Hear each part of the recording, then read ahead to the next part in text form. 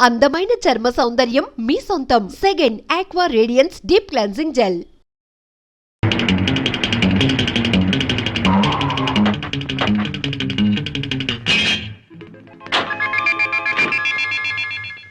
అక్కడే సార్ వాడు నన్ను పట్టు కొట్టింది.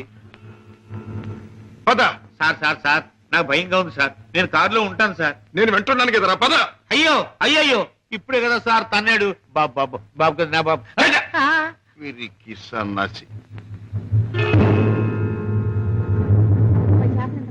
5 రూపాయలమ్మా. ఇదిగో, ఇక్కడ రౌడీ నాకు లేవడు. ఆడితో ఎందుకు బాబు గొడవ? మీ దారి మీరు వెళ్ళిపోండి.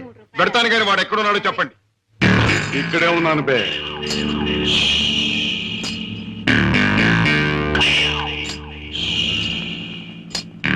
నువ్వే నా నాగులు అనే అనుకుంటున్నాను బే. బే ఇది నీకు అలవాటా బే? అన్యాయంగా మనుషుల్ని కొట్టడం నేరమని నీకు తెలుసా? పేదరీతులు నాతో చెప్పక.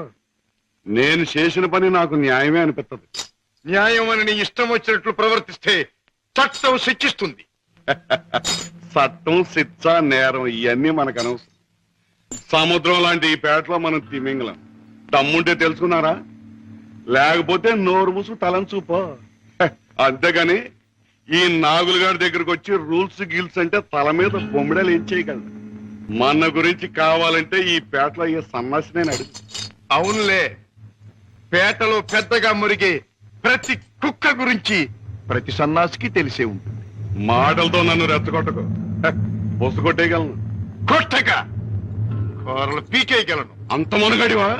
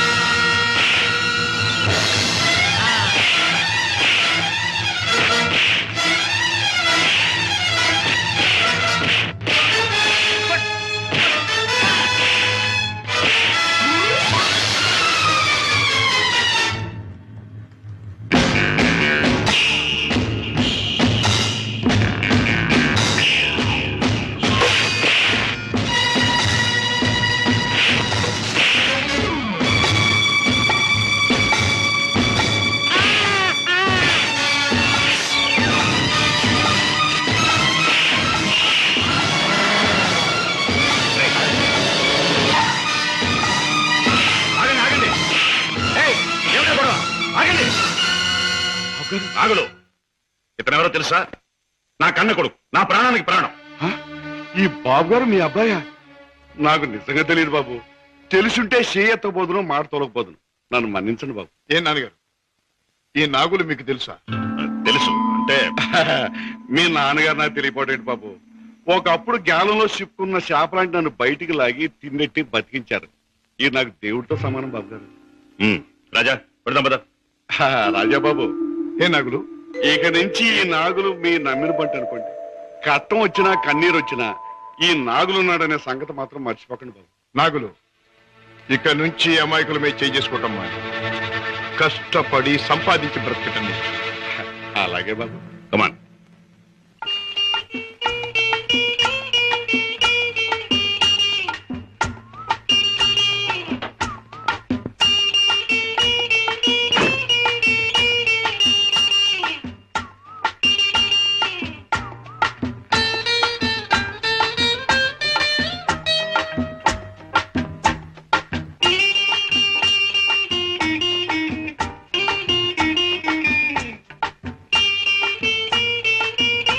Very good, very good, very good.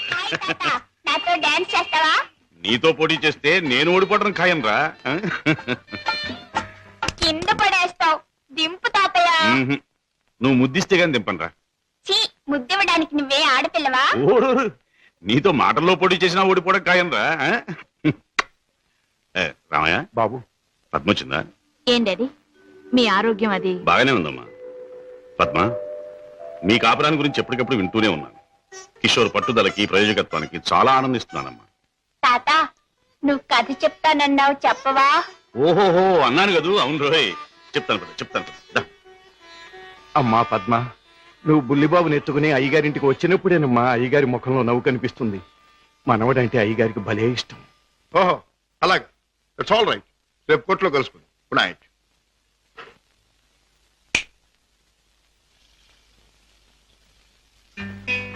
Daddy ఇలా వచ్చారేమిటి? అయిపోతున్న వయస్సు, అలసిపోయిన మనస్సు మనిషికి గమ్యం దగ్గర పడుతుందని తెలియజేస్తాయి కదా. అలాంటప్పుడు మిగిలిపోయిన కోరికలన్నీ త్వరగా తీర్చుకోవాలని ఆశపడతాడు మనిషి. It's natural. అవునా? మీ మనసులో ఉన్న కోరిక ఏమిటి? రాజా, చీకట్లో ఒక చిన్న దీపం ఎంత వెలుగునిస్తుందో, ముసలితనంలో ఒక పసివాడు తాత అని పిలిస్తే అంత ఆనందం కలుగుతుంది. కళ్ళకు వాడంత వెలుగవుతాడు అని రామయ్య తరచూ చెబుతుంటాడు. అప్పుడు మీరేమనేవారు? నేనా? నిజమేనని ఒప్పుకునేవాడిని. రాజా, అనుక్షణం బిజినెస్ వ్యవహారాల్లో పడి కన్నబిడ్డలకు జరపవలసిన ముద్దు ముచ్చట్లు మర్చిపోతున్నానేమో అనిపిస్తుంది. అందుకే పద్మ తన పెళ్లి తాను చేసుకుంది. ఆ పెళ్లి కళ్ళారా చూసి అదృష్టం పోగొట్టుకున్నాను. కానీ రాజా, నీ విషయంలో మాత్రం అలా జరగదు. నీ మనసులో ఎవరైనా ఉంటే చెప్పు, నేను అభ్యంతర పెట్టను. మనస్ఫూర్తిగా ఒప్పుకుని దీవిస్తాను. Thank you daddy, thank you. Good night. Good night. అవును బాస్, ఆ రంగయ్యని మీరు ఎలాగైనా రక్షించాలి. అసలు ఆ రంగయ్య ఎవరు? మా ఇంటి దగ్గర ఉండే టాక్సీ డ్రైవర్. మనిషి ఎంతో మంచివాడు, అమాయకుడు. చెయ్యని నేరానికి అన్యాయంగా జైలు పాలయ్యాడు. అతని మీద ఆధారపడ్డ అతని కుటుంబం అంతా చాలా బాధపడుతున్నారు. బాస్, మీరు ఎలాగైనా రక్షిస్తే వాళ్ళ కుటుంబానికి సాయం చేసిన వాళ్ళు అవుతారు. అలాగే సీత, ఈ కేసు నేను టేకప్ చేస్తాను. నేరస్తుల్ని శిక్షించడమే కాదు, అమాయకుల్ని రక్షించడం కూడా న్యాయవాదుల బాధ్యత, కర్తవ్యం. It's my duty.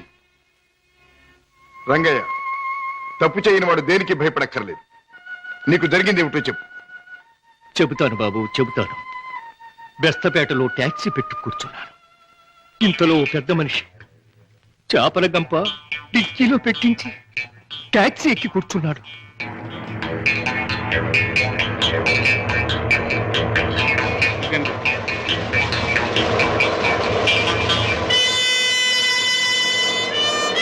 Stop stop stop. వెనకాల డిక్కీ తెరు.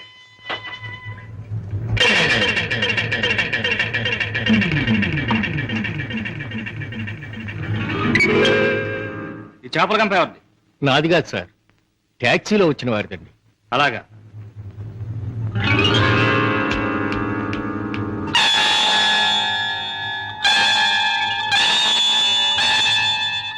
ఏరా, చాలా తెలివి మీరిపోయారా మీరు? నాకేం తెలియదు సార్, టాక్సీలో ఉన్న పెద్ద మనిషిదేనండి. టాక్సీలు ఎవరు లేరు సార్. దొంగ వెధవ, పోలీసులు కళ్ళు కప్పి బంగారం రవాణా చేస్తావా? పట్టుబడగానే లేని పెద్ద మనిషి పేరు చెబుతావా? నీ సంగతి, నీ ముఠా సంగతి తెలుస్తాను. అలా తప్పు చేసినాడు, తప్పించుకున్నాడు. నేను జైలు పాలయ్యాను. బాబు గారు, రోగిష్టి నా భార్య, విటోడైన నా కొడుకు, మొగుడు విడిచిపెట్టిన నా కూతురు, నేను లేకపోతే అనాథలైపోతారు బాబు. రంగయ్య, బాధపడక. నేరస్తుడు తప్పించుకుపోలేడు. అన్యాయంగా చట్టం చేతిలో ఎరుకున్న నిన్ను నేను కాపాడతాను. నీ టాక్సీలో ఎక్కిన మనిషి ఎలా ఉంటాడు, ఏమేం మాట్లాడాడు, అవన్నీ చెప్తావా? టాక్సీ వస్తావా? నా పేరేం టాక్సీ కాదయ్యా. నీ పేరు ఏంటో తెలుసుకునే టైం లేదు నాకు. వస్తావా లేదా? అయ్యయ్యో, ఉండవయ్యా, రావటానికే కదా ఉన్నాం. అయితే మీటర్ ఆ బొట్టు తీసుకెళ్ళి దిక్కులు పెట్టు.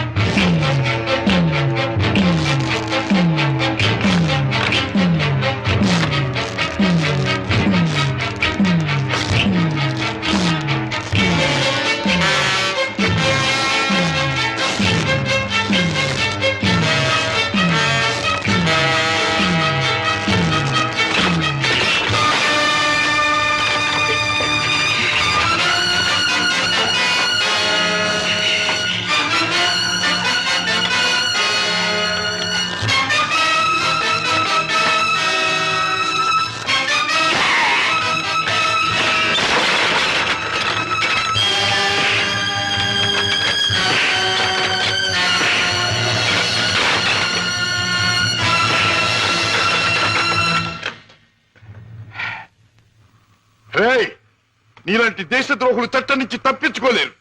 నీలాంటి దుర్మార్గులు ఈ స్మగ్లింగ్ నేరాలు చేస్తూ ఉంటే పాప అమాయకులు శిక్షించబడుతున్నారు. నువ్వు చేసిన వెధోపరికి పాప టాక్సీ డ్రైవర్ జైలు పాలయ్యాడు. పెద్ద దేశభక్తున్నంటూ నేరస్తులను పట్టుకుంటాను, దేశద్రోహులు శిక్షిస్తానని కబుర్లు చెప్పే నీ ఇంట్లోనే ఉన్నాడు పెద్ద దేశద్రోహి. రాయ్, ఏమిటా మీ కూర్చో? నాన్న ఒక పెద్ద స్మగ్లర్ తెలుసుకో.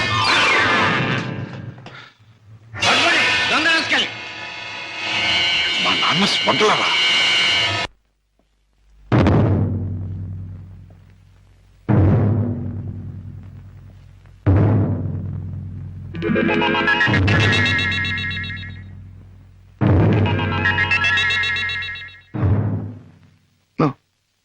నేను నమ్మలేను.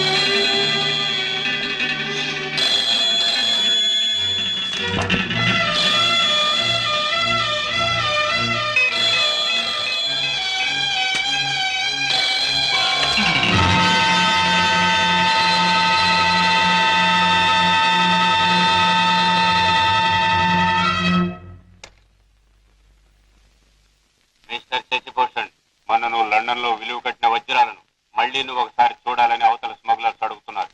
కనుక రేపు మళ్ళీ నువ్వు బయలుదేరాలని బాస్ చెప్పారు.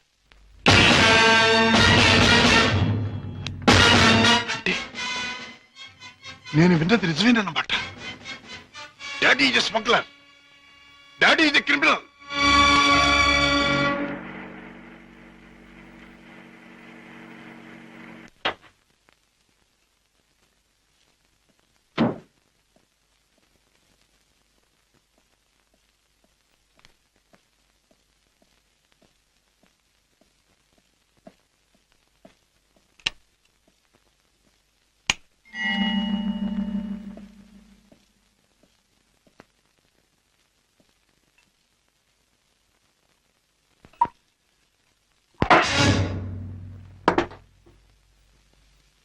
నాకు పోయండి.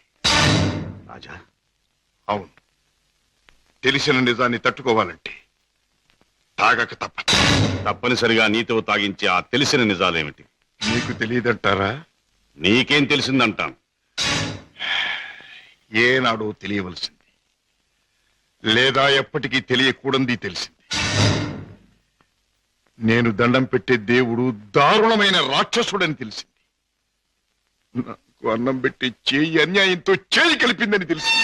రాజా, అవుండే, మిమ్మల్ని గురించి భయంకరమైన నిజం ఒకటి తెలిసింది. మీరు చేసేది స్మగ్లింగ్ అని తెలిసింది. మీరు నేరస్తులని తెలిసింది. తెలియగానే నేను నమ్మలేదు. ఇప్పటికీ నమ్మాలంటే నా మనసు ఒప్పుకోవటం లేదు. అందుకే మీ నోటి వంటి మీ మాటగా మీరే చెప్పండి డాడీ, మీరు నేరస్తులేనా? చట్టం దృష్టిలో దోషులేనా? మీరు చేసేది సంఘానికి దేశానికి ద్రోహమేనా? చెప్పండి డాడీ, చెప్పండి. మై డియర్ బాయ్, నీకు తెలిసిందంతా నిజమే.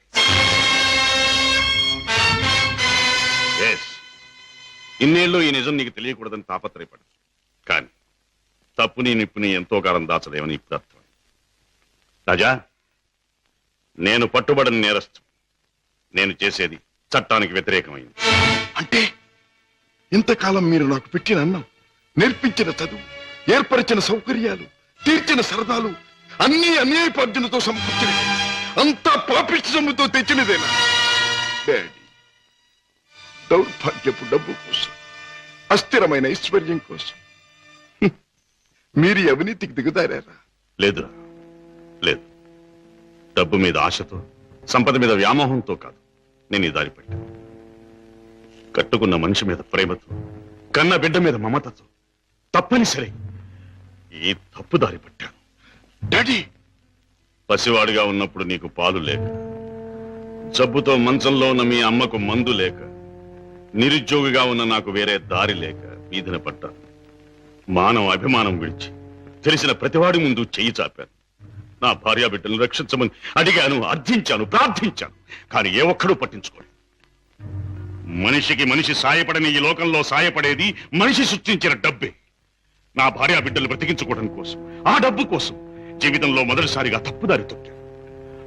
ఆపై నా పిల్లల్ని పెంచుకోవడానికి, 2 పూట్ల అన్నం పెట్టుకోవడానికి అరణ్యం లాంటి ఈ లోకంలో ఆ తప్పుదారి నాకు తప్పలేదు. Those unavoidable circumstances have driven me to this state. Daddy, ప్రతి నేరస్తుడు తాను చేసింది న్యాయమని చెప్పుకోవడానికి తగినంత కారణం ఉండొచ్చు, కథ ఉండొచ్చు. కానీ ఎంత మాత్రాన అతను చేసింది నేరం కాకపోదు. రాజా, కన్నబిడ్డలకి తిండి పెట్టడం కోసం ఒక జంతువు మరొక జంతువుని చంపుతుంది. దాని సృష్టి సహజం అంటాం. వాటికున్న ప్రేమానురాగాలు మనుషులకు ఉండకూడదంటావా? ఆ ప్రేమానురాగాల వల్ల చేసే పనిని తప్పంటావా? ప్రేమానురాగాలు ఉండొచ్చు, కానీ జంతువుల కంటే మనుషులు ఎన్నో వేల రెట్లు గొప్ప ప్రాణులు కనుక ధర్మం, న్యాయం సంగతి కూడా ఆలోచించాలి. అయితే ఒక తండ్రిగా నా బిడ్డల్ని నేను రక్షించుకోవటం నాకు న్యాయం. వాళ్ళ కోసం ఏ పని చేసినా అది నాకు ధర్మమే. డాడీ, మా మీద మీకు గల ప్రేమ మిమ్మల్ని నేరస్తుడిగా మార్చినందుకు నేనెంతో జాలిపడుతున్నాను. ఇంతకాలం ఆ పాపిష్టముతో మమ్మల్ని పోషించే కంటే ఆనాడే మా ప్రాణం తీసినా బాగుండే. రాజా, నువ్వు ఒక బిడ్డగా తండ్రి అయి ఉంటే ఈ మాట అనలేకపోయేవాడు, ఆ పని చెయ్యలేకపోయేవాడు. డాడీ, బిడ్డని చెప్పలేకపోతే నేనైనా చచ్చిపోయేవాడిని, కానీ మీలా తప్పులు మాత్రం చేసేవాడిని కాదు. ఇంతకాలం ఈ పాపిష్టి సొమ్ము తిన్నానంటే చచ్చా నా మీద నాకే అసహ్యం వేస్తుంది. అన్యాయపార్జనతో న్యాయవాద వృత్తి చదివానంటే నా మీద నాకే కోపం వస్తుంది. ఇంట్లో నేరస్తుని ఉంచుకుని బయట నేరస్తుని విచారించి జైలుకి పంపుతున్నానంటే నా మీద నాకే no no no no no I can't stay here for a minute. నేను ఇంట్లో ఒక క్షణం కూడా ఉండదు. రాజా, రాజా, ఒక్క మాట. ఆడపిల్ల కన్నవాళ్ళని వదిలిపెట్టి వెళ్ళడం సహజం. కానీ కన్న కొడుకు కడదాకా కన్నవాళ్లతోనే ఉంటాడు. పోయాక కాటిదాకా సాయం వస్తాడు. కొరివి పెట్టి సాగనంపుతాడు. ఆశతో నీ మీదే ప్రాణాలన్నీ పెట్టుకున్న ఈ డాడీని అర్ధంతరంగా ఒంటరిని చేసి వెళ్ళిపోతావా? డాడీ, నేను వెళ్ళిపోతున్నది అన్యాయపాలయం లాంటి ఇంట్లో నుంచి, చట్టాన్ని వ్యతిరేకించిన ఒక నేరస్తుడి నుంచి. అంతేకాని మా డాడీ మనసులో నుంచి కాదు. నేనే మీకు కావాలనుకుంటే బ్రతికిన మీ జీవితాన్ని, సంపాదించిన ఆస్తిపాస్తుల్ని, మీ ఇంటిని, మీ సర్వస్వాన్ని మీరు వదులుకోవాలి. ఒక సామాన్యమైన మనిషిగా, మమత నిండి ఉన్న ఒక మామూలు తండ్రిగా ఎప్పుడు మీరు నా గడపలోకి అడుగు పెడతారో అప్పుడు ఆప్యాయతో మీ చేయి అందుకుంటాను. ఆదరంతో మిమ్మల్ని లోపలికి తీసుకుపెడతాను. లేకపోతే ఈ కొడుకే మీ క్రీడనుకోండి. Good bye. రాజా, రాజా,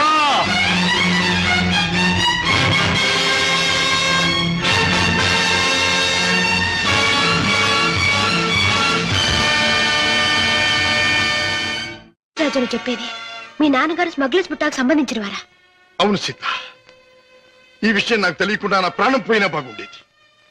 నాది గొప్ప పుట్టుకని, నా తండ్రి ఒక గొప్ప వ్యక్తి అని గౌరవంగా తలెత్తుకు తిరిగిన నేను ఈ నిజం లోకానికి తెలిస్తే తల వంపులు కావాలి, లేదా తల వంచుకు చావాలి. బాధపడకు రాజా. సీత, మగవాడిగా నాకేం పర్వాలేదు. కానీ డాడీ నేరస్తుడనే విషయం నా చెల్లెలికి, ఆమె భర్తకి తెలిసిన రోజున ఆమె కాపురం వల్ల కల్లోలమవుతుంది. నేరస్తుడి కూతురు తన భార్య అని తెలిసిన రోజున నా బావ ఆమెను అసక్కించుకోవచ్చు, లేదా వదిలేయచ్చు. రాజా, ఆమెకి నిజం తెలియనివ్వద్దు. అవును, మా బ్రతికేమైనా సరే నా చెల్లెలి కాపురం చక్కగా ఉండాలి. అందుకే ఆమెకి నిజం తెలియనివ్వకూడదు. ఏమిటి, అన్నయ్య ఇంట్లోంచి వెళ్ళిపోయాడా? అవునమ్మా, 2 రోజులైంది. అప్పటి నుంచి పెద్దయ్య గారు తిండి కూడా మానేసి తన గదిలో కూర్చుని కుమిలిపోతున్నారు. ఏం జరిగింది రామయ్య? అసలు గొడవ ఎందుకు వచ్చింది? నాకు తెలియదమ్మా. ఇద్దరూ గదిలో ఏదో గొడవ పడ్డారు. రాజాబాబు తనే పోతానన్నాడో పెద్దయ్య గారు పొమ్మన్నారో నాకు తెలియదమ్మా. బాబేడి? తాతగారు తాతగారు. నువ్వా బాబు? రా, కూర్చో. నువ్వైనా వచ్చావు, సంతోషం. మా ఎండిపోయాడా? ఎందుకని? నువ్వు కోపడ్డావా?